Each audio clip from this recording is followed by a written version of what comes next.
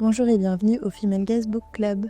La vidéo que vous vous apprêtez à voir a été enregistrée lors de notre rencontre avec Kalindi Rumpel le 10 janvier 2025 à Lyon pour discuter de son premier roman paru aux éditions J.C. Lattès, Les Jours Mauves. On remercie le Mob Hotel qui rend ces événements possibles et si vous voulez venir au prochain, n'hésitez pas à nous suivre sur Instagram. Je suis la pire pitcheuse. Néanmoins, je vais essayer de le faire. Les Jours Mauves, c'est l'histoire d'une jeune femme qui s'appelle Indira et qui, à l'aube de ses 30 ans, perd son père d'un cancer. Et le jour de l'incinération de son père, elle se rappelle que son daron voulait que ses cendres soient envoyées en orbite sur Mars. Et elle se dit, c'est extrêmement bizarre parce que mon père n'avait pas grand-chose à faire de l'espace. Et donc, elle se dit, mais pourquoi c'est très bizarre. Et donc, elle apprend par un ami de son père qu'en fait, Mars, c'est le nom du PMU perché en haut d'une montagne que son père aimait gravir à vélo comme un forcené pour aller justement s'arsouiller à Mars, ce fameux PMU. Et donc, elle décide, embrumée un petit peu par l'alcool et les cachets, le jour de l'incinération de son père, de proposer aux copains de son père et à ses propres amis d'entreprendre un road trip depuis Paris jusque dans les Pyrénées pour aller disséminer les cendres de son père du haut de la montagne et du haut du PMU. Évidemment, l'intérêt de ce roman et surtout la galerie de personnages j'espère que c'est ça, putain. La meuf sans lance des fleurs, si ça se trouve, tout le monde s'est dit, ouais, ils sont hyper chiants. Mais voilà, c'est la galerie de personnages qui vont apprendre à se découvrir les uns les autres au fur et à mesure de ce road trip qui va évidemment se passer différemment de ce qu'avait imaginé mon héroïne, Indira, qui est vraiment une espèce d'ersatz de moi-même. Finalement, car j'ai cruellement manqué d'imagination pour ce premier roman. Bon, je pense que C'était bien pitché. Finalement, c'était pas mal. Je l'ai senti en disant, j'étais là, finalement, ça va. C'est très bien pitché. Alors déjà, si vous posez des questions dans la salle comme vous êtes nombreux à l'avoir lu, on évite de donner, de spoiler le livre pour ceux et celles qui ne l'ont pas lu. Ah oui, puis c'est vraiment un thriller avec moult romans. Alors vraiment, ne spoilez pas. Non, mais quand même, il y a des surprises tout au long du livre. C'est vrai. Et voilà, et je trouve que c'est dommage là. On a fait attention sur nos questions de rien dévoiler, super, en termes de rebondissement. Mais tu sais, vraiment, une de mes premières dates de promo, c'était France Inter. Et vraiment, à France Inter, ils ont spoilé de A à Z. Et j'étais là, bon, bah vraiment inutile finalement. Ne le lisez plus, voilà, ils vous ont tout dit. Mais bon, c'est ainsi. C'est ainsi. Et donc, galerie de personnages très variés, avec aussi toutes les tranches d'âge. On a des personnages qui sont très différents. Est-ce que c'est tout simplement la représentation de ton entourage ou tu as voulu mettre certains types de personnes? Il y a une personne qui amène la question du validisme, par exemple. Ou voilà, est-ce que c'est ton souhait de faire des personnages comme ça qui sont très différents les uns des autres ou c'est juste ton entourage personnel qui est comme ça? En fait, les personnages sont pour les 3/4 inspirés des gens qui ont traversé ma vie. Pas forcément des gens extrêmement proches de moi d'ailleurs, mais des gens que j'ai rencontrés 1 ou 2 fois, qui étaient pour la plupart des gens que fréquentait mon père. Donc pour la plupart, ce sont des personnages qui ont existé. Donc j'ai simplement eu à recopier ce qu'ils étaient dans la vraie vie. Et je pense que c'est le travail d'un auteur, tu vois. C'est quand même de savoir un peu observer les gens autour de lui, d'avoir ce sens accru de l'observation et puis de pouvoir le retranscrire. Et donc, j'ai fait ce travail-là. Néanmoins, il y a plusieurs personnages qui sont totalement fictifs. Je pense au personnage de Beverly, qui a vraiment un nom beaucoup trop con pour que ce soit un gars qui existe. Contraction de Beverly et de Lance Armstrong. Bon, bref, du coup, c'est vraiment stupide. Donc, lui n'existe pas. Certains personnages n'existent pas. Et je crois, alors c'est pas ta question, mais je crois que c'est les personnages qui pour moi étaient les plus intéressants à écrire. C'était vraiment ceux que j'ai façonnés de toutes pièces. Et je pense que en effet, la galerie de personnages est extrêmement, pas exagérée, mais plutôt diverse, parce que j'ai eu la chance d'avoir un père qui avait un entourage justement composé de personnes extrêmement différentes, une espèce de panel de gens ultra éclectiques. Et en fait, ouais, j'ai pas eu à me fouler à ce niveau-là, si tu veux. Mais oui, après, il y a évidemment eu des personnages que j'ai créé, ou en tout cas j'ai réécrit, de sorte à pouvoir aborder des sujets de société qui m'intéressaient, et notamment avoir au moins un personnage non valide, enfin qui en situation de handicap, était quelque chose d'important pour moi, parce qu'en plus c'est un personnage qui apporte, je trouve, pas mal de choses au récit, parce que c'est le personnage par lequel on accède à un certain niveau de candeur, versus mon héroïne qui est un personnage assez cynique, sarcastique et profondément désagréable, en tout cas au départ. Alors, je me souviens que mon agent, au début, m'avait dit: «Mais attends, ce personnage est quand même, hyper désagréable», et j'étais là: «Oui, bah, finis le livre peut-être avant de me faire un retour», parce que j'espère que j'ai réussi à faire en sorte que, elle devienne, Indira, de plus en plus aimable au fur et à mesure qu'elle, ouvre son cœur, aux gens qui l'entourent et aux histoires, que les autres lui racontent, quoi. Tu disais qu'une partie des personnages étaient inspirés de personnes réelles et comment le livre a été reçu du coup par ces personnes? Est-ce qu'elles se sont reconnues? Comment ça s'est passé? C'est terrible. Je sais pas s'il y a des auteurs, aspirants auteurs, ou des gens qui écrivent de manière générale dans la pièce, mais le processus et le procédé de l'autofiction est quelque chose d'extrêmement cruel, à la fois pour la personne qui écrit et je pense pour la personne qui lit et qui se reconnaît dans les écrits. Je pense que la personne pour qui ça a été le plus compliqué, c'était moi. Tout simplement parce que j'ai eu l'impression, au fur et à mesure de l'écriture, de travestir et de trahir pas mal de personnages qui m'entouraient, et ne serait-ce que mon père, à qui j'ai inventé énormément de choses, pour le rendre plus aimable, lui aussi. C'est vraiment vachement moins sympa que dans mon bouquin, mais je ça a été un vrai truc que j'ai abordé longtemps avec ma psy. C'était: «Putain, en fait, c'est hyper compliqué», parce que je me suis servie de quelqu'un que j'ai fréquenté pendant quand même 26 ans de ma vie, quelqu'un que j'ai aimé très fort autant que je l'ai détesté, et réciproquement, et le fait de réécrire tout son persona, bah, j'étais là: «Est-ce que déjà j'ai le droit de faire ça?» Parce que c'est une question qu'on se pose, et c'est hyper actuel en plus avec, la personne qui a gagné le Goncourt cette année, et dont on sait que, l'histoire a été, voilà, largement inspirée d'une personne de son entourage, et cetera. À quel moment on a le droit de s'approprier les histoires des autres, dans quelle mesure on a le droit de les trahir, d'en faire une nouvelle matière. Et je crois qu'on est vachement protégé par la fiction de toute manière. Donc attends, ta question c'était, ouais, comment les gens l'ont reçu? Aucun rapport du coup. Et finalement, ouais, alors du coup, si tu veux, il y a un personnage, mais je crois que c'est dans tes questions, j'ai un peu zioté, donc je vais pas essayer, je vais essayer de taire ça pour plus tard, mais notamment le personnage de la mère d'Indira, qui s'appelle Huguette, qui est vraiment extrêmement inspiré de ma propre mère, qui est un personnage assez haut en couleur. J'étais extrêmement stressée à l'idée que ma mère lise le texte, pas forcément parce que j'avais peur qu'elle se sente vexée parce que j'avais écrit, mais plus parce que j'avais peur qu'elle juge la qualité littéraire de mon texte. Ma mère écrit du théâtre depuis très longtemps, c'est quelqu'un qui est très féru de littérature, et moi j'avais à cœur, pour un premier exercice de ce type-là, qui est celui d'écrire un roman, j'avais vraiment envie que ce soit une comédie. Donc j'étais là: «Ah si, putain, ma mère elle va détester, en plus je l'ai foutue dans une comédie à un moment donné, elle est en soutif sur l'autoroute, avec des talons bobines». Ma mère porterait jamais de talons bobines. Bon bref, tu vois, je me suis dit: «Ouais, elle va vraiment être super, vexée et tout», et finalement, j'ai eu une chance. Alors je sais pas si c'est de la chance ou si c'est juste que, j'ai des gens intelligents dans mon entourage qui comprennent que, j'ai pu m'inspirer d'eux, tout en voulant transformer leur matière pour en faire quelque chose de fictionnel et quelque chose de à peu près littéraire, et ça a été très bien accueilli par mon entourage.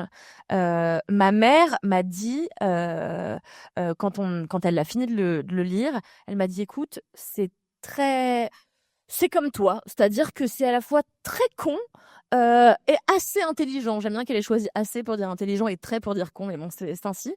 Donc je crois que pour mon entourage, le principal, c'était quand même que le récit soit le plus sincère possible, pas dans une optique de retransmettre la véracité des choses, mais dans une optique de sincérité par rapport à ma vision de mon histoire. Je sais pas si ça fait sens, tu vois? Mais donc finalement, ça a été hyper bien reçu par mon entourage, et en fait, j'avais vachement peur pour certaines personnes, et notamment certaines personnes qui ont fréquenté mon père, à qui j'ai pas forcément inventé des histoires, mais dont j'ai tiré certains fils parce que j'ai été témoin de certaines choses. J'ai tiré des fils, j'ai été un peu jusqu'au bout de ce que j'avais cru envisager de ce qu'était mon père et de quelles étaient ses relations aux autres et aux hommes. Et en fait, tout le monde a kiffé.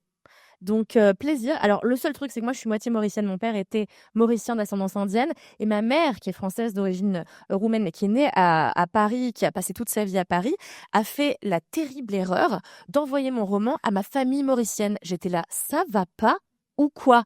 N'importe quoi. Je veux dire, le livre s'ouvre sur une scène de masturbation dans l'océan. 100% des gens de ma famille vont être over mal à l'aise, si tu veux, tu vois. Et donc, j'étais là, pourquoi faire? Pourquoi est-ce que tu as fait ça? Je sais pas, je trouve ça amusant. Je suis là, tu trouves ça amusant? C'est pas toi qui vas à Maurice en vacances, c'est moi qui y vais. C'est moi qui vais. Et puis finalement, je crois que tout le monde s'en fout. Et puis globalement, je sais même pas si tout le monde l'a lu, tu vois. Il y a aussi ce truc-là, c'est que même mon père, je pense qu'il aurait été hyper flatté que j'ai écrit un livre sur lui, mais s'il était pas mort, j'aurais jamais écrit un livre sur lui de toute façon. Donc voilà, mais je pense surtout qu'il aurait été flatté dans l'idée, mais je pense que jamais il aurait ouvert le bouquin, quoi, tu vois. Globalement. C'est une fin d'intervention pour moi. C'est ce que tu dis dans la dédicace. Tout à fait, à mon père, qui n'en aurait strictement rien eu à faire, si je me souviens bien, parce que j'ai pas lu Céline depuis longtemps, mais c'est ça. Le personnage de la mère, oui, que tu décris dans une phrase que j'ai beaucoup aimée comme l'homme de la situation, oui, dans ton roman. Est-ce que toi, tu as grandi avec un modèle de femme et de mère forte? Oui.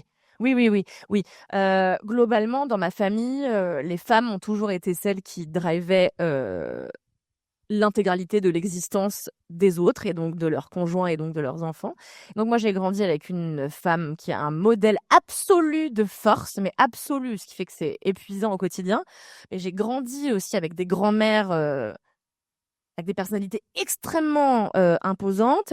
Et donc moi, j'ai grandi vraiment dans un écrin déjà extrêmement féminin, avec des nanas qui ne se sont jamais excusées d'exister, jamais, qui m'ont toujours poussée à ne pas le faire, ce que je continue à faire pourtant en permanence. Mais bon, je ne sais pas à vous, je vais apprendre que la société, tout ça.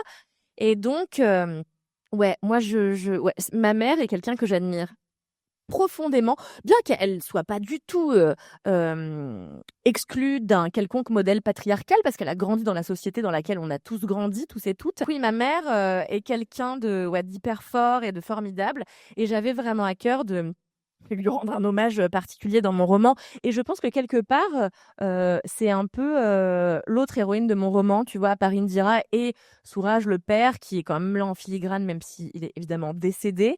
Mais la mère est l'autre héroïne du texte.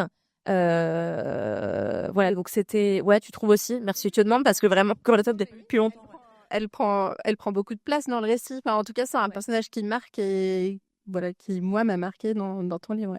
Bah merci, mais tu sais, c'était très stressant. En effet, pour répondre encore un peu plus à la question qu'il m'a posée avant, sur la réception de l'ouvrage, il s'avère que j'ai fait une connerie. Et encore une fois, si genre vous écrivez des choses sur votre famille, ne commettez pas l'erreur totalement stupide, à moins d'avoir une famille exceptionnelle et ultra compréhensive, de livrer votre travail avant de l'avoir fini à la personne concernée. C'est la pire erreur. Donc moi, arrivée en milieu d'écriture de roman, je suis allée voir ma mère et je lui ai dit, dis donc, tu veux lire un chapitre?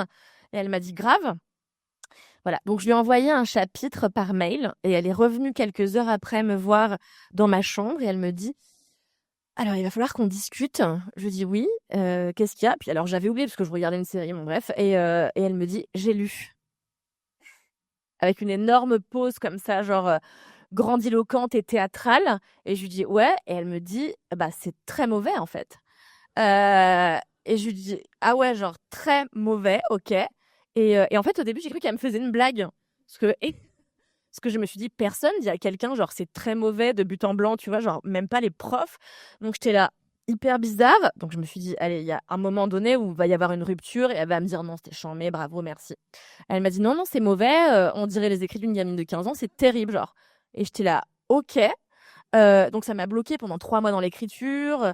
Et puis, et finalement, c'est drôle parce que le chapitre qu'elle a détesté, elle n'en a dit que du bien quand elle a relu le texte en ayant oublié qu'elle avait lu ce passage-là. Donc, je ne comprends pas comment fonctionne son cerveau. Je crois aussi que c'est très compliqué de recevoir un chapitre, tu vois, qui nous concerne dans un ton de comédie. Ton personnage qui est un peu toi quand même, dans le livre, parle à un moment de son éveil féministe dans un média féministe. Je me suis même pas fait chier à inventer un nom de média, en fait, c'est fou. J'ai dit Mademoiselle, je crois. D'ailleurs, oui, il me semble, oui. Je crois pas. Non, je sais ouais, plus. ok. Non, je crois pas. Mais donc, quel rôle a joué ton travail chez Mademoiselle pour dans ton éveil féministe à toi? 100% de la place de mon éveil féministe, quoi. Vraiment, c'est-à-dire que je pense que faut dire que moi, maintenant, j'ai quel âge? J'ai 32 ans. Donc, ça fait 10 ans que je travaille. Enfin, non, ça fait plus que je travaille, mais je pense que j'ai terminé mes études il y a une dizaine d'années. J'ai travaillé à peu près tout de suite dans le domaine du journalisme. J'ai haï chaque seconde de mon travail de journaliste. Non pas que j'exècre le travail des journalistes qui sont absolument indispensables à notre société, mais c'est juste que moi, raconter le réel est quelque chose qui m'ennuie mais profondément. J'adore consommer du journalisme. Je lis les médias quotidiennement et en quantité, mais c'est pas quelque chose que j'aime retranscrire moi. Commencer ma journée avec l'AFP puis retranscrire des rêves, ça me fait chier absolument. Mais donc j'ai commencé moi ma vie de journaliste dans un média. J'ai commencé au L.fr qui est estampillé média féminin avec des accents féministes. Bon, il y a léger quoi, on va dire, hein. C'est pas un média ultra engagé. Et donc j'ai commencé ma carrière là-bas. Et en fait, il faut savoir que j'étais journaliste, mais dans la culture. Donc au départ, je commençais par surtout chroniquer des films, des séries, des pièces de théâtre, plus rarement, de la danse, plus rarement aussi. Et à tes souhaits. Et en fait, après, j'ai enchaîné les médias.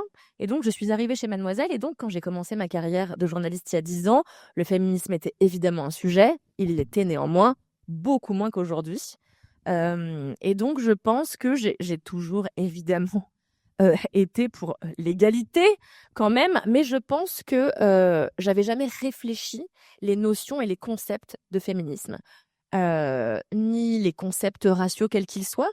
En plus, moi, j'ai grandi à Levallois-Perret, donc autant te dire une ville vraiment de blanc et de vraiment à droite. Donc, si tu veux, j'avais peu eu le temps de me déconstruire sur tout un tas de sujets. Ce qui fait que quand je suis arrivée chez Mademoiselle, je ne sais pas si vous connaissez, mais donc Mademoiselle, c'est un média féministe qui a été créé il y a presque 20 ans maintenant par un certain Fabrice Florent, qui est le sosie de Voldemort. Et il m'en voudrait pas de le dire parce qu'il le dit lui-même. Et donc Fabrice a créé ça. On pourrait arguer que c'est quand même particulier d'avoir lancé Mademoiselle quand on était un homme cis hétérosexuel blanc. Et puis finalement, Fab quand même a permis à plein de jeunes femmes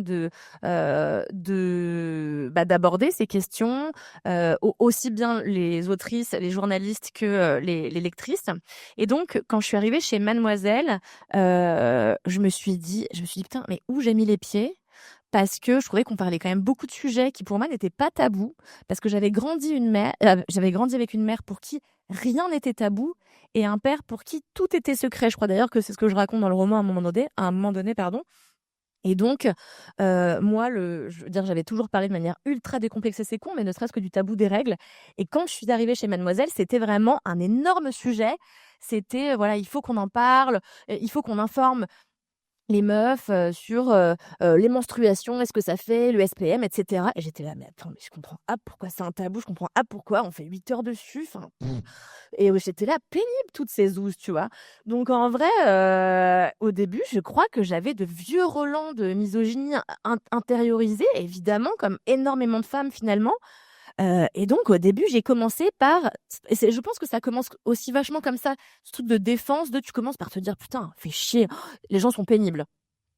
Et puis petit à petit, grâce à mes collègues, grâce à mon boss, grâce à tous les articles que j'ai lus de mes collègues que je n'aurais jamais lus, parce que j'avais jamais lu Mademoiselle avant d'y arriver.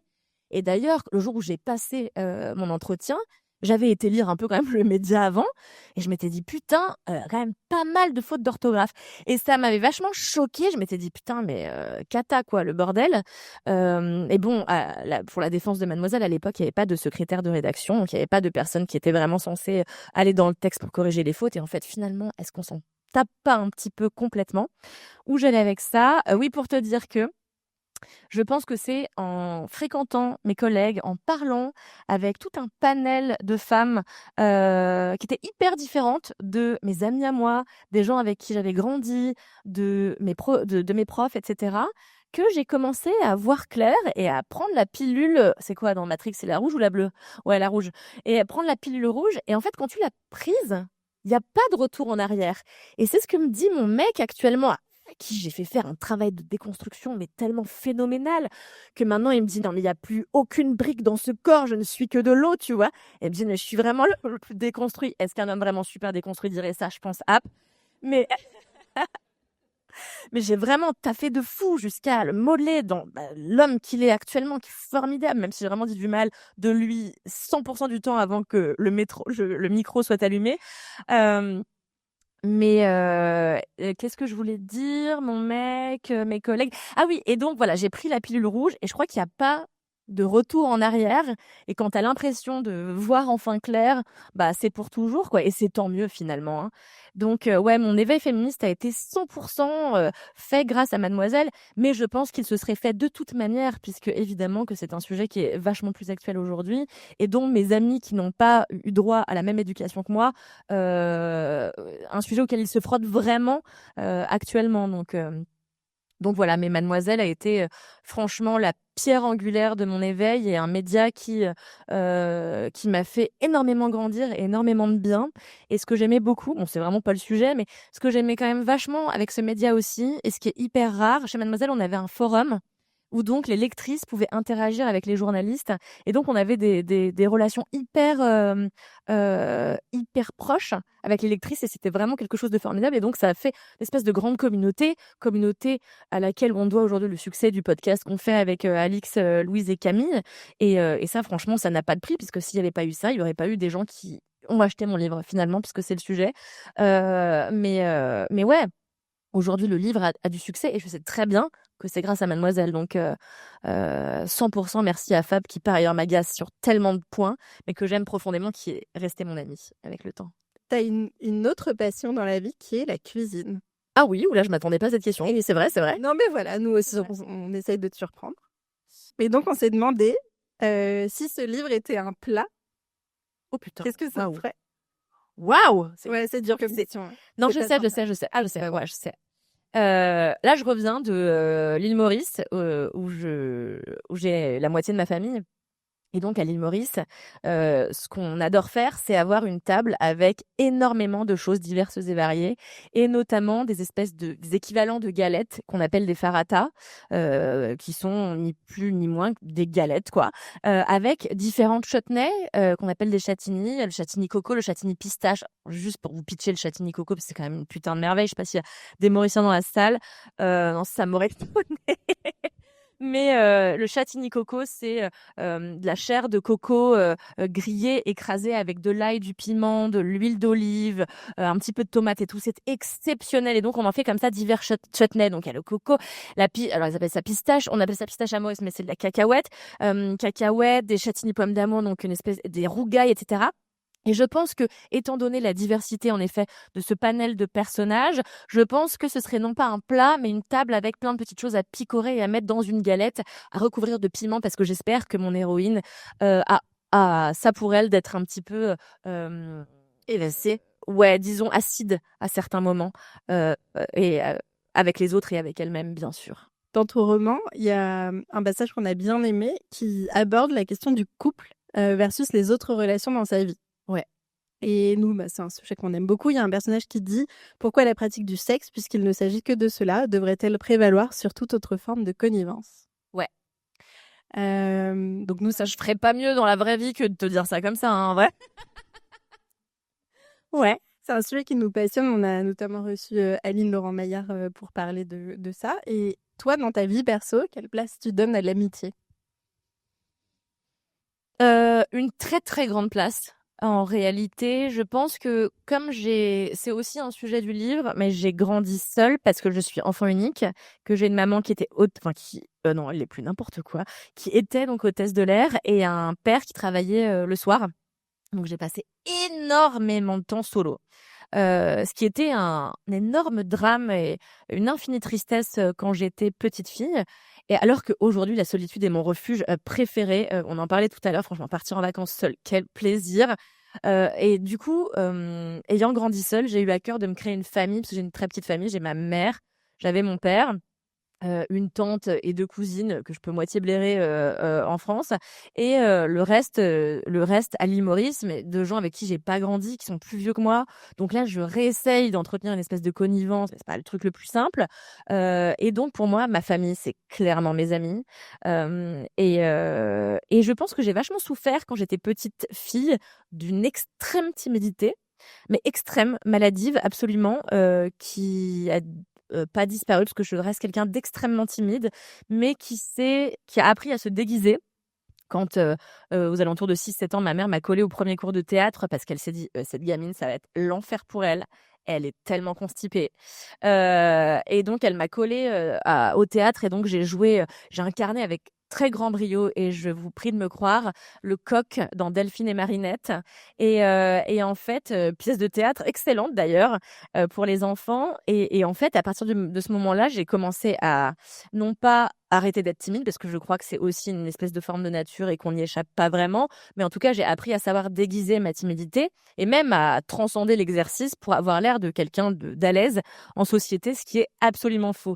Et donc, petite fille, je pense que voilà, j'ai souffert de la timidité, j'avais du mal à me faire des amis, et après avec le théâtre, j'ai commencé à, réussir à vachement plus parler aux autres, et à me créer, de très profondes amitiés et donc mes amitiés les plus formidables sont les gens que j'ai rencontrés quand j'avais, 7 ans quoi et donc mes 4 meilleurs amis qui sont ma famille à la vie, à la mort, sont des gens que je connais depuis, 26 ans quoi. Non, je suis pas aussi vieille, 24-25 ans et donc, j'avais vraiment envie aussi à travers ce livre et notamment à travers la relation du personnage de Beverlance avec le père, donc Souraj, j'avais envie de raconter l'ultra amitié, et l'amitié un peu fusionnelle, l'amitié ultra confiance, etc. Et je pense que aussi j'avais envie de rendre un hommage à l'amitié masculine parce que moi j'ai grandi avec des hommes, donc mon père et ses amis qui osaient vachement se dire qu'ils s'aimaient.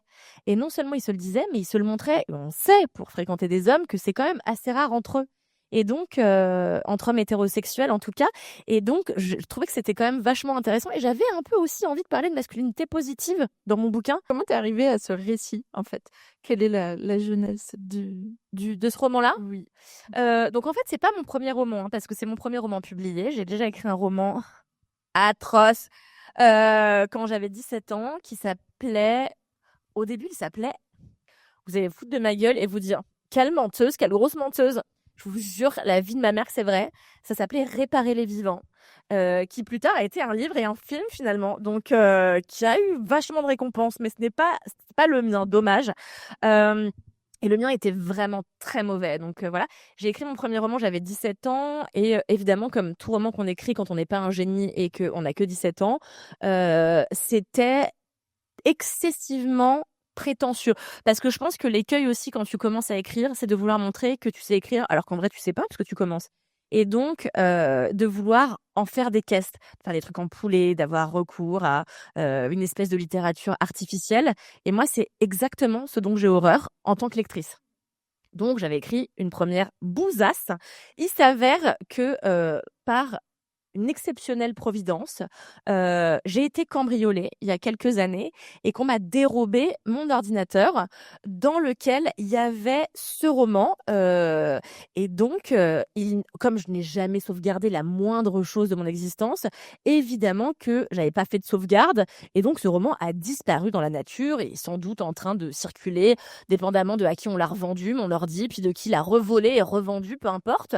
En tout cas, ça me fait vachement marrer de me dire qu'il y a peut-être un un connard, quelque part, qui a ouvert cet ordinateur, qui a cliqué sur ce dossier, qui s'est dit « Putain, quelle belle merde !»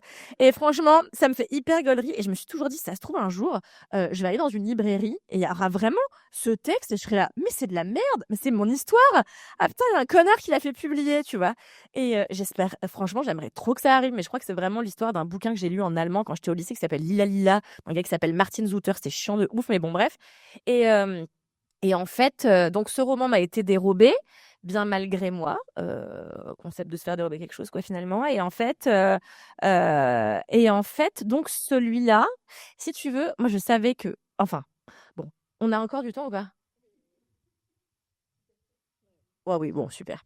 En fait, quand j'étais gamine, j'étais très amoureuse du meilleur ami de mon père qui s'appelle Fred, qui était une beauté atomique. Et genre, j'étais tellement amoureuse de lui qu'un jour, je savais qu'il venait, donc j'ai couru dans l'appartement et j'ai glissé et je me suis pris un coin de table. Je me suis ouvert le front, j'ai fini à l'hôpital, j'ai eu des points de suture, etc. Tout ça pour dire que ce Fred dont j'étais éperdument amoureuse, je lui ai toujours dit: «Beh, moi, je vais être écrivaine» et c'est le premier à m'avoir offert, alors que j'avais 7 ans à peu près, un recueil de Verlaine. Donc j'ai commencé à mettre mon nez dans la poésie. Ça m'a bouleversée et il y a un deuxième événement qui a fait que j'ai eu envie d'écrire, même si c'est toujours quelque chose qui m'a habité parce qu'étant enfant unique, je me suis vachement fait chier. On avait la télé, mais j'avais pas le droit de la regarder à part pour regarder des films, en DVD quoi, pas en DVD à l'époque, en cassette et donc voilà, donc du coup, j'ai appris à lire tôt pour, me divertir et je pense que toute ambition d'écrivain et d'auteur naît d'un amour profond pour la lecture. Donc moi, j'ai toujours énormément consommé de littérature et dès petite. J'ai eu cet ordinateur sur lequel il y avait 2 choses, un jeu de solitaire et un traitement de texte. Et donc j'ai commencé à écrire mes premières histoires dessus et j'étais là, c'était terrible. Je me rappelle, c'était vraiment l'histoire de 2 sœurs jumelles, qui avaient découvert que leur mère avait tout le temps un pendentif en forme de clé autour du cou et que cette clé ouvrait une trappe dans leur pistoche. Déjà, c'était des énormes bourgeasses parce qu'elles avaient une pistoche à Paris, bref. Et donc ça recelait plein de secrets, mais c'était une porte vers l'imaginaire. Bon, c'était chiant atomique et en tout cas, voilà, j'avais écrit ça et donc, ça a été quand même les prémices. Après, j'ai écrit des nouvelles. Donc, j'ai toujours beaucoup écrit de la fiction, toujours, depuis que je sais écrire. Et donc, à 17 ans, j'ai écrit ce très mauvais premier roman. Et il y avait quand même des choses sympas. Je veux dire, il y avait il y avait le point de vue d'un oiseau exotique qui regardait mon héroïne à travers les fenêtres. C'était un peu, il y avait deux, trois trucs. C'était pas totalement con. Enfin, bon, bref. Et donc, en terminant, enfin, quand je me suis fait voler ce bouquin, je me suis dit, bon, en fait, il faut écrire un truc qui n'a rien à voir. Cette histoire était merdique. Ça racontait ma première histoire d'amour avec un connard, comme 100% des bouquins, tu vois. Donc, j'étais là, chiant. Et puis, mon père a eu le bon goût de mourir, tu vois, alors que j'étais encore suffisamment jeune, ce qui m'a donné enfin un sujet, un vrai sujet sur lequel écrire.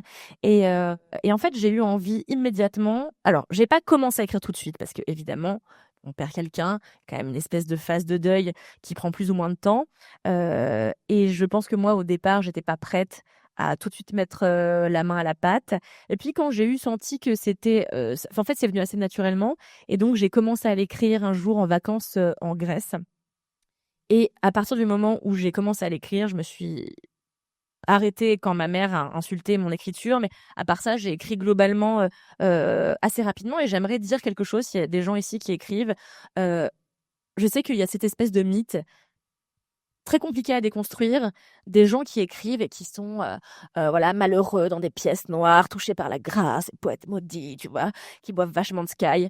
Et je suis là, ça a l'air chambé de boire du Sky le matin. Néanmoins, je crois qu'aussi, l'écriture, faut que ce soit un plaisir et qu'il ne s'agit pas forcément d'attendre d'être déprimé pour se mettre à éprouver ce plaisir. Et en tout cas, moi, je pense que c'est l'absolue vérité sur ce processus-là. Ça a été que j'ai kiffé de A à Z. Franchement, cette première écriture, ça a été la plus belle expérience de toute ma vie parce que tu passes des mois à être en totale synergie avec des gens que tu as soit créés, soit recréés, soit réécrits. Et t'es une espèce de... Et en fait, tu finis par vivre dans deux mondes, le monde qui existe, le monde dans lequel on est tous, et le monde que tu es en train de créer. Et chaque jour, tu le crées, tu le développes un peu davantage. Et il y a quand même vachement de moments où j'ai préféré être dans ce monde-là que dans le monde réel. Et là, c'est ce qui s'est passé vachement plus encore pour l'écriture de mon deuxième roman et pour l'écriture du troisième. C'est une espèce de quasiment de transe, de se dire putain, tu vis dans un autre univers absolument. Et mon deuxième roman n'est que pure fiction. Et quel putain d'éclate. Et c'est un plaisir inestimable. Et donc, je pense fondamentalement que l'exercice de l'écriture peut se faire dans la paix, le plaisir, la bonne humeur, sans vraiment que ce soit un fardeau. Et je pense que le truc du fardeau de l'écriture, c'est un truc dont il faut se débarrasser pour encourager les gens à mettre la main à la pâte et faire ce qu'ils ont toujours rêvé de faire, parce que je sais qu'un Français sur 10 a un roman dans son tiroir. Et je pense que voilà, c'est important de se dire que c'est du plaisir avant tout. Et ton deuxième roman, il est déjà écrit, il sort le 30 avril. Oh, merci, tout à fait. Mais est-ce qu'il a un titre? Il a un titre. Oh là là, quelle aventure. Une aventure extrêmement pénible, car pour mon premier roman, Les Jours Mauves, ça s'est un peu imposé. Le titre s'est un peu imposé de lui-même. Au début, ça s'appelait Du raffut dans les collines. Et mon agent a dit n'importe quoi. Quel rapport? Et j'étais là, il y a du bruit. Ça se passe à un moment donné dans une colline, donc je vois pas comment tu peux ne pas comprendre que c'est le titre parfait. Elle m'a dit non, vraiment cata. Et elle m'a dit réfléchis. Je dis sinon j'avais Les Jours Mauves. Elle m'a dit ça c'est joli. Je suis là, je préfère Du raffut dans les collines, mais bon finalement j'ai des goûts de merde apparemment. Donc du coup on est parti sur Les Jours Mauves. Et en fait pour le deuxième ça a été une putain de tanasse, alors que l'exercice de la titraille a toujours été simple pour moi quand j'étais journaliste. Faire un titre catchy, c'est quand même assez simple parce que tu sais au bout d'un moment ce que les gens veulent, comment faire en sorte qu'ils cliquent. Il y a ça aussi, c'est quand même le gros enjeu des journalistes de pure player actuels. C'est vraiment de faire cliquer les gens, c'est vraiment de ramener du trafic sur le site, etc. C'est pour ça aussi que moi j'étais plus en phase avec cette vie-là, faite de chiffres et de SEO quoi. Et donc pour ce deuxième, le titre au départ, ça s'appelait Greta von Stuck. Ensuite, ça s'est appelé Greta Marguerite et les autres. Ensuite, ça s'est appelé L'enfant du rivage, Désirer et puis mourir. Toutes les histoires ne sont pas des histoires d'amour. Enfin, il y a eu 100 000 titres. Et vraiment, il y a un truc très intéressant. Je ne sais pas si ça vous intéresse d'ailleurs, peut-être pas du tout. Mais moi, je trouve que la grande aventure de ma vie cette dernière année, ça a été aussi de composer avec le travail d'éditeur. Qui est un travail qu'on connaît peu quand on travaille pas dans le milieu de l'édition ou dans le milieu de la littérature, et qui est un métier passionnant où les gens doivent prendre des grandes décisions. Je veux dire, attends, c'est énorme de dire ce sera ce titre et c'est pour toute la vie. Je veux dire, la littérature, ça reste pour toujours. C'est ça qui est formidable dans la littérature. Et du coup, je suis là, putain, c'est quand même la meuf qui dit ça, c'est pour toujours. Tu vas mourir, tes enfants vont mourir, tes petits-enfants vont mourir, mais le titre subsistera ad vitam aeternam. Et donc, énorme pression. Et cette année, mon éditrice, que j'adore vraiment, m'a dit non à chacun de mes titres. Et j'étais là, aïe, aïe, aïe, compliqué. Et en fait, tous les titres que j'ai proposés et qu'elle aimait étaient des titres que j'aimais pas fondamentalement. Et donc, j'avais l'impression de trahir mes envies profondes, alors que c'est quand même mon texte. Alors, j'entends qu'il y a des visées commerciales et que, évidemment, c'est eux qui ont le dernier mot, puisque c'est eux qui impriment et c'est eux qui te donnent la chance d'exister en tant qu'auteur. Mais bon, ça aussi, enfin bon, bref, c'est encore un autre sujet. Mais toujours est-il que le roman s'appelle aujourd'hui extrêmement simplement Greta et Marguerite. Et je pense que c'est le plus simple parce que mon deuxième roman parle de l'histoire ce ne sont que des histoires de femmes. C'est très différent de ce que j'ai écrit la première fois. On en parle maintenant ou pas? Oui, on en parle. C'est très très différent de ce que j'ai écrit. Alors, enfin non, j'ai cru que c'était hyper différent. Et donc, je suis hyper emmerdée parce que, en fait, mes éditrices m'ont... Enfin, quand j'ai dit que j'écrivais, elles m'ont dit super, on le sort l'année prochaine à peu près à telle date. Et en fait, elles m'ont fait une ultra confiance, ce qui veut dire qu'elles ne savaient pas sur quoi j'écrivais. Et donc, j'ai écrit tout l'été toute seule. Et à la fin, j'étais là, putain, j'ai quand même chié 300 pages dont elles ne savent rien. Si ça se trouve, elles vont me dire n'importe quoi le sujet, on s'en fout complètement. Et donc, j'étais hyper stressée. Et un jour, j'envoie mon Google Doc et je leur dis, voilà, donc ça parle de ça. Et en fait, je leur dis, écoutez, vous allez être sans doute surprise parce que ça n'a rien à voir avec le premier. C'est pas une comédie déjà.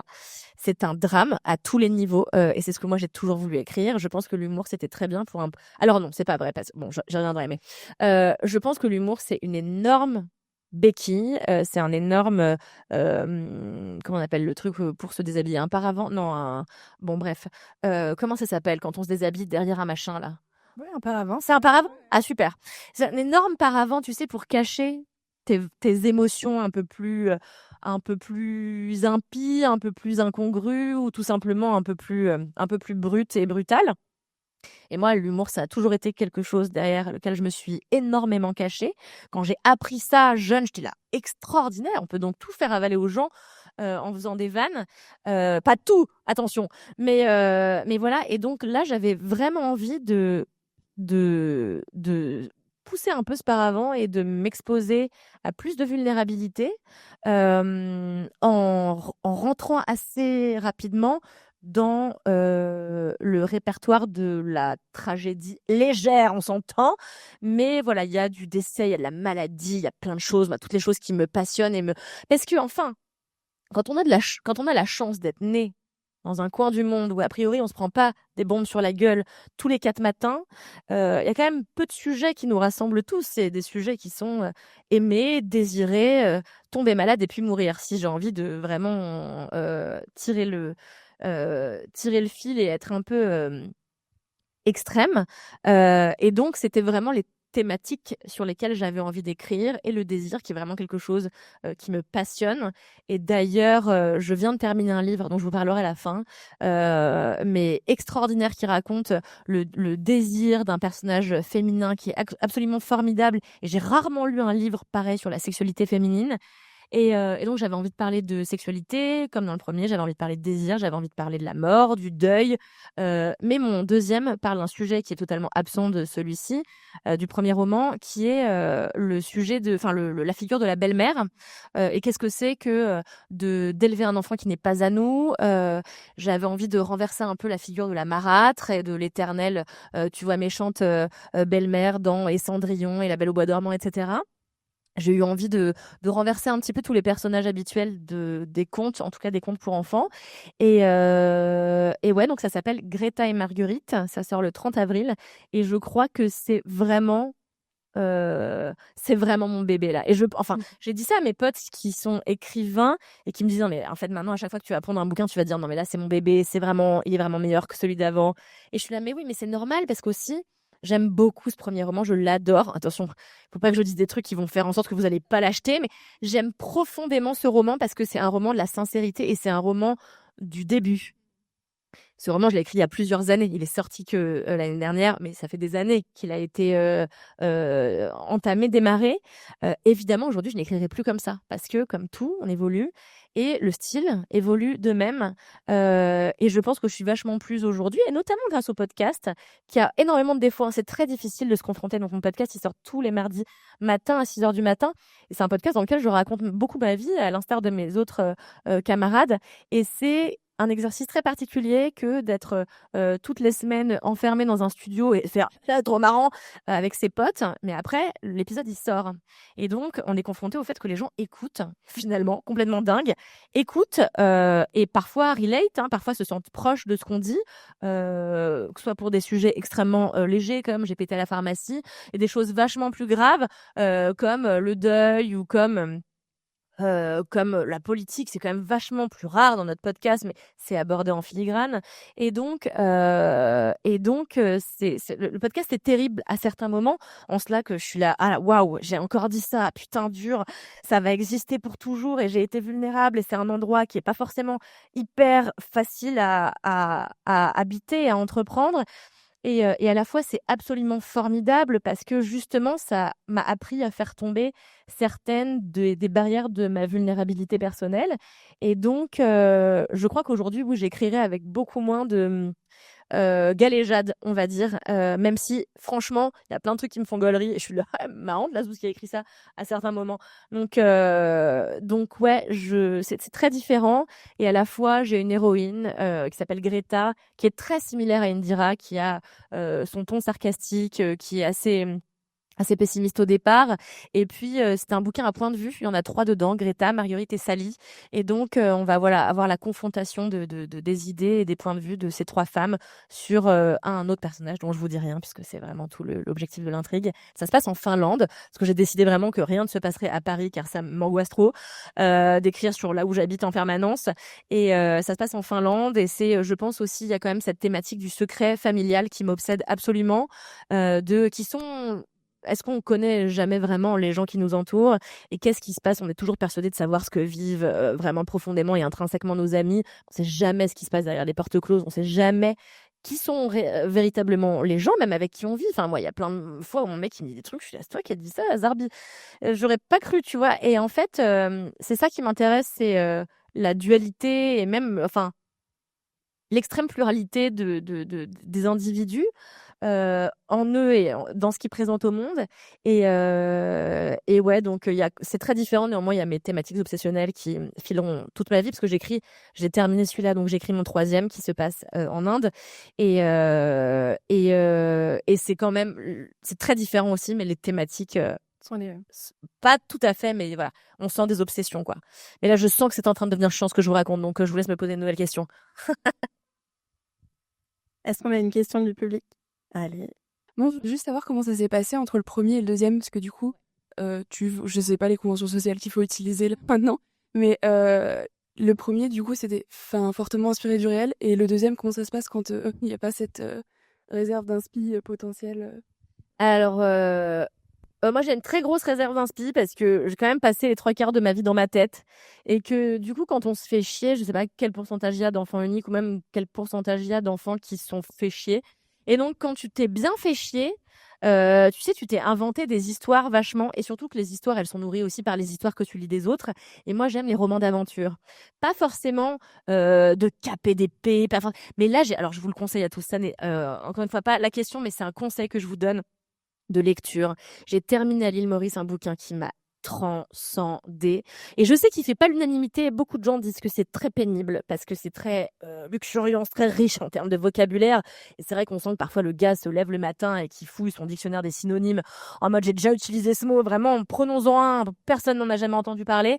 Ça s'appelle Le rêve du jaguar de Miguel Bonnefoy. Et ça raconte l'histoire bon, je vais pas me lancer dans l'histoire, mais ça se passe au Venezuela. Ça raconte l'histoire d'une famille sur 4 générations en même temps que la ruée sur le pétrole au Venezuela. Et c'est absolument passionnant. Et moi, ce que j'ai adoré, c'est le fait qu'il y ait 1000 histoires dans l'histoire, que en seulement, je sais pas, 350 pages, ce qui est pas énorme pour un grand format, tu voyages, mais de A à Z. Et puis, enfin, moi, j'ai terminé le bouquin avec des frissons et c'est très rare que je fasse ça, mais j'ai écrit à l'auteur en disant: «Salut, on se connaît pas, je voulais juste te dire que j'ai terminé ton livre», avec les poils mais dressés sur ma nuque. Et c'est très rare que j'éprouve ça en littérature, souvent au cinéma, beaucoup en musique, beaucoup moins en littérature. Et donc c'est formidable. Et en fait, en étant inspirée par les histoires des autres, les grandes aventures des autres, de tout ce que je consomme et au cinéma et dans la littérature, il y a forcément des choses qui se mettent en place et donc des histoires qui me viennent. Et en fait, comme je suis scénariste à côté, en fait, mon plan un peu secret, c'est vraiment genre tous les scénars que j'arrive pas à refourguer à des producteurs, j'en fais des livres, quoi. Donc, tout simplement, parce que je préfère que ça finisse par exister. Et en plus, je préfère très largement le format d'écriture de roman plutôt que de scénarii. Tout simplement parce que quand tu écris un scénario, bon déjà, il y a pas de littérature, hein, faut aller à l'évidence, c'est-à-dire qui sont les personnages, comment est-ce qu'ils parlent, comment est-ce qu'ils interagissent entre eux, quels sont leurs réseaux, etc. Et en fait, le fait est que dans la littérature, tu peux tout te permettre, et d'autant plus si tu as un éditeur qui est compréhensif et qui a envie que tu t'épanouisses dans ce que tu fais et qui te fait confiance. Bah, tu as le droit à absolument tout, du moment que c'est ni raciste, ni homophobe, ni tu vois. Mais sinon, je trouve que c'est ça qui est formidable, c'est que tu peux t'essayer à tous les tons, toutes les voix, tous les vocabulaires. Tu peux avoir un personnage qui est vraiment d'une vulgarité sans nom dans sa manière de parler, et un personnage ultra avec un vocabulaire empoulé, ce qui est vraiment, je dis ça parce que c'est le cas dans mon 2e bouquin. Et en fait, ta question, c'était, pardon, je suis désolée, je suis incapable de répondre à une question précise. Ah oui, et donc oui, non, comment ça s'est passé? C'est juste qu'en fait, cette histoire, ça fait longtemps que je l'ai. Greta et Marguerite, ça fait très longtemps qu'elles m'habitent, quasiment depuis mon adolescence. Et en fait, j'avais commencé à écrire un scénario, et au moment où j'ai vraiment entamé ce qu'on appelle la continuité dialoguée, vraiment le dur du scénario, je me suis dit: «Trop chiant, j'ai vraiment envie d'en faire un livre». Il s'avère que je pense que c'est mieux de le faire dans ce sens-là, en plus de commencer par écrire un livre et d'après écrire le scénario adapté. Enfin, en tout cas, moi, c'est comme ça que j'ai aimé procéder pour cette première expérience. Mais j'espère, en tout cas, oui, que j'aurai toujours de l'inspiration pour. Mais aussi, je pense, tu sais, que c'est intarissable parce que si tu écoutes les autres, et que tu fais un peu gaffe au monde qui t'entoure. Et moi, c'est ma passion, c'est regarder les gens vivre, tu vois. Parce que les gens sont si drôles, qu'ils le veuillent ou non, et ou si tristes ou peu importe, mais je veux dire, t'as qu'à ouvrir les yeux pour voir les infinies possibilités qui s'offrent à toi. Et en fait, moi, je donne des ateliers d'écriture. J'ai créé mon petit atelier. J'aide des gens à démarrer dans l'écriture de fiction, en tout cas pour des plus petits formats, pour des formats nouvelles. Et je leur dis toujours, mais en fait, si vous bloquez, si vous savez pas comment dépeindre des gens, mais descendez de chez vous. Si tant est que vous viviez dans une ville où il y a des cafés, ne serait-ce que ça, allez vous mettre au café, prenez un stylo et un carnet et juste vous regardez les gens, vous décrivez leur physique, mais bon, on peut totalement décider de se priver de décrire quelqu'un physiquement, mais comment ils bougent, comment ils interagissent avec les autres, comment ils s'offrent au monde, comment ils réceptionnent le monde. Et il y a rien de plus drôle aussi que d'observer des personnages extrêmes, des personnages d'énormes racistes. Dans mon premier roman, il y avait un personnage qui s'appelait Elena, qui était la pire raciste de l'univers. C'était une espèce de Marion Maréchal, plus, quoi, mais vieille. Elle était parfaite. Et moi, j'aimais beaucoup ce personnage parce qu'elle me permettait de déverser ma haine sur elle. Et donc, elle réceptionnait la haine de tous les autres personnages, mais elle permettait aussi de mettre en lumière un travers de notre société, un travers tellement actuel en plus. Et mon agent m'a dit, franchement, ce personnage, on s'en foutait, tu le mettras dans autre chose. Bon, il est atterri dans autre chose. Mais voilà, je pense que à partir du moment où on écoute, on regarde les autres, on peut pas ne pas avoir d'histoire à raconter. Et c'est ce que je dis aux gens qui viennent faire mon atelier, qui me disent, je sais pas quoi raconter. Je suis là, mais franchement, allez dîner avec votre famille, écoutez. Non, mais c'est vrai, et 1000 histoires vont vous venir. Après, il s'agit d'un peu de jus de cerveau et de réfléchir à comment arranger tout ça. Mais franchement, le matériau, il est dans le réel, quoi. Et autant le réel en soi, c'est chiant, mais autant, enfin pas forcément, il y a des récits qui sont formidables, évidemment. Mais je veux dire, prendre ce réel qu'on nous offre gratuitement, je veux dire, c'est de la matière pour laquelle on n'a pas besoin de payer. C'est formidable, c'est tellement rare dans ce monde. Et donc, prendre cette matière-là, hop, hop, hop, on la twiste un peu, puis c'est déjà, on a l'idée et un démarrage, quoi. Qui est-ce qu'on invite au Female Gaze Book Club? Mais c'est très compliqué parce que j'ai envie de dire plusieurs personnes. T'as le droit d'en dire plusieurs. Ouais, j'ai lu récemment Emma Baker, qui donc est une écrivaine française formidable. Et en fait, je suis passée totalement à côté de sa littérature. Ça fait des années qu'elle écrit. Je suis passée à côté de sa littérature, alors que c'est quand même une figure assez prédominante du monde littéraire actuel. Et j'ai lu son bouquin qui est sorti à la rentrée littéraire, qui a failli avoir le Fémina, je crois, une voix ou deux, enfin bon, bref, qui s'appelle Le Mal Joli. Qui est un bouquin de 500 pages de récits plus que ça n'est de la fiction, totalement de récits d'ailleurs. Elle change le nom de ses héros, mais c'est vraiment pour la forme parce que tout le monde sait sur qui elle écrit.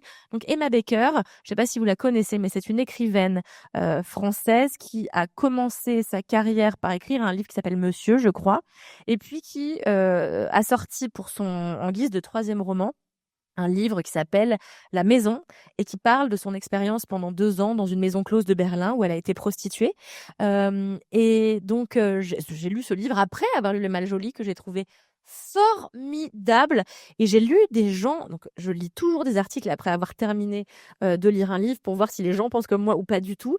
Et donc j'ai lu un article d'une femme qui disait qu'elle trouvait que ce livre glamourisait la prostitution. Et je me suis demandé si cette femme avait lu le livre en entier, parce que je trouve que c'est totalement l'inverse, mais qu'en effet elle propose une vision parfois un peu plus tendre que celle qu'on a habituellement de la prostitution, mais aussi parce qu'elle a exercé sa profession dans un cadre hyper protégé qui est celui d'une maison close haut de gamme en Allemagne, pour lesquelles les filles bossent pour elle à leur compte, etc. Tout ça pour dire que ça a été le bouquin qui l'a fait connaître. Parce que c'était sulfureux et parce que évidemment que les gens se ruent sur la littérature sitôt qu'elle parle de sexualité et surtout sitôt qu'elle parle de sujets aussi brûlants et sujets à fantasmes que la prostitution. Et donc elle a éclaté avec ce bouquin dont je crois qu'elle a vendu peut-être plus d'une centaine de milliers de livres. Et donc cette année elle est revenue avec un livre que j'ai trouvé encore plus extraordinaire. Donc Le Mal Joli, c'est l'histoire d'elle-même, Emma Baker, qui s'appelle Emma ah bah non, elle a même pas changé, qui s'appelle Emma et qui raconte que alors qu'elle est mariée avec un homme depuis longtemps et qu'elle est mère de 2 enfants, dont un enfant dont elle vient pas d'accoucher, mais bon, ça fait 1 an et demi, quoi, c'est tout fait, elle a un tout petit, quoi, à sa charge. Comment un jour elle rencontre, au détour, je crois, d'un prix littéraire, un écrivain et dont elle va tomber éperdument amoureuse, mais éperdument. Cet écrivain, il est connu, hein, c'est pas un secret, je veux dire, elle fait des interviews pour en parler. Il s'appelle Nicolas Destienne-Dorve, et donc c'est un écrivain assez connu du tout petit monde de la littérature un peu bourgeoise. Et donc elle tombe absolument éperdument amoureuse de lui. Lui est déjà en concubinage, et elle est donc dans sa situation maritale et mère de 2 jeunes enfants. Et elle ne va pas s'empêcher de vivre cette passion, elle va la vivre et l'embrasser à corps perdu. Et donc le livre explore les conséquences, aussi bien psychologiques que d'un point de vue des responsabilités. C'est qu'est-ce que ça veut dire que de tomber amoureuse et de vivre une passion terrible quand on a déjà un mari et des enfants. Et c'est un sujet qu'on voit vachement explorer dans la littérature des hommes, hein, voilà, le truc de la maîtresse, etc. Mais le point de vue d'une femme qui raconte combien elle prend du plaisir à tromper son mari et combien c'est dur pour elle de rester mère de 2 enfants en bas âge quand tout ce qu'elle veut, c'est faire l'amour avec cet homme et s'y livrer vraiment entièrement. Et je trouve que son expression de ce que c'est que la passion est passionnante parce qu'elle elle raconte à travers ce livre que la passion, c'est précisément l'inverse de la liberté. Parce que dès qu'il y a passion, il y a être emprisonné dans ce truc qui nous empêche de réfléchir, de travailler, d'être une mère, d'être une écrivaine, d'être ce qu'on est, quoi, à l'origine. Et donc, je trouve que c'est passionnant, c'est extrêmement bien écrit. Et évidemment, Frédéric Beigbeder, à qui on n'avait rien demandé, a dit que c'était le livre le plus dégoûtant qu'il a lu depuis longtemps. Je suis là, as-tu lu tes propres romans? C'est étonnant. Amusant, mais bon, peu importe. Et ouais, je trouve que c'est un bouquin extrêmement courageux et qui m'a transcendée. Alors, je dirais Emma Baker parce que du coup, je me suis intéressée à toute sa bibliographie. J'ai tout lu là en 1 mois et demi. Et franchement, tout est formidable. Elle n'échappe pas à quelques écueils elle a commencé à écrire avant MeToo. Ça se sent à plusieurs égards. Néanmoins, je trouve que ce serait vraiment quelqu'un de très intéressant à interviewer, d'autant qu'elle se livre vraiment fort à. Ouais. C'est elle dont tu parlais tout à l'heure, du coup? Oui, exactement. Exactement. Alors moi, j'inviterai 3 personnes. J'inviterai Emma Baker, qui en plus, je sais pas, a une manière de parler tellement intelligente, tellement franche du collier. Et sans pudeur, je trouve ça formidable. Et j'inviterai une autrice qui est moins connue, qui s'appelle Emmanuelle Favier, qui vient de sortir un nouveau bouquin. Évidemment, j'ai oublié le titre, mais qui a publié un de mes romans préférés de ces dernières années, dont j'ai parlé dans 150 podcasts, qui s'appelle Le courage qu'il faut aux rivières, sur le phénomène des vierges jurées en Albanie. C'est un livre absolument merveilleux, sur une passion amoureuse aussi en Albanie, une passion empêchée. Et la 3e personne que j'inviterai, toujours pour continuer sur des thématiques de désir, de sexualité, et de genre aussi pour ce qui concerne l'écriture de Emmanuel Bayamaktam, qui s'intéresse à toutes ces thématiques-là. Donc j'inviterai Emmanuel Bayamaktam, qui est mon écrivaine préférée, mon écrivaine actuelle préférée, qui a sorti, je dirais, 17 bouquins, et à la rentrée littéraire, elle a sorti Le Club des enfants perdus, qui est sans doute celui que j'ai le moins aimé, mais peu importe. Mais je trouve qu'elle a écrit des choses qui sortent totalement des sentiers battus en termes de personnages, des extrêmes qui représentent parfois, c'est-à-dire qu'on a toujours des personnages absolument abominables, abominables, et des personnages formidables, et toujours une opposition entre l'extrême laideur, mais la laideur de l'âme, et l'extrême beauté, pureté, candeur de certains individus. Et je trouve qu'elle sait observer le réel et le transformer comme peu de gens, et surtout, et c'est ce qui fait défaut aux 2 premiers, aux autrices dont j'ai parlé avant, mais c'est évidemment volontaire, mais Emmanuelle Bayamaktam est l'autrice la plus drôle que je connaisse. Pas elle, je veux dire, je la connais pas, mais sa littérature, je veux dire, j'ai rarement autant ri en lisant des livres, mais ri à gorge déployée, quoi. Et devant, pourtant, des choses abominables. Et je trouve que c'est ça qui est formidable, c'est de toujours faire rire de l'hyper-tragédie, et de savoir aussi pleurer devant des choses vachement plus légères. C'est ce que j'ai essayé à mon très petit niveau de faire dans Les Jours Mauves, mais de faire rire un petit peu avec des thématiques telles que le deuil, et aussi parfois d'être un peu plus profonde sur des sujets qui en général sont traités avec légèreté, tels que l'amitié. Voilà. Ça répond à vos... Voilà, donc je dirais Emma Baker, Emmanuel Favier, Emmanuel Bayamaktam. Attends, quoi? Hyper bizarre. Ok, faut que j'en parle à ma psy. Merci 1000 fois.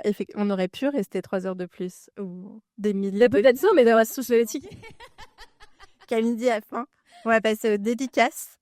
Merci beaucoup d'être venu à nous voir. Pour l'avoir invité. Merci à vous. Si c'est votre première fois, n'hésitez pas à revenir. On est là tous les mois. Merci beaucoup d'être venu m'écouter et j'espère que vous n'êtes pas trop ennuyés. Voilà.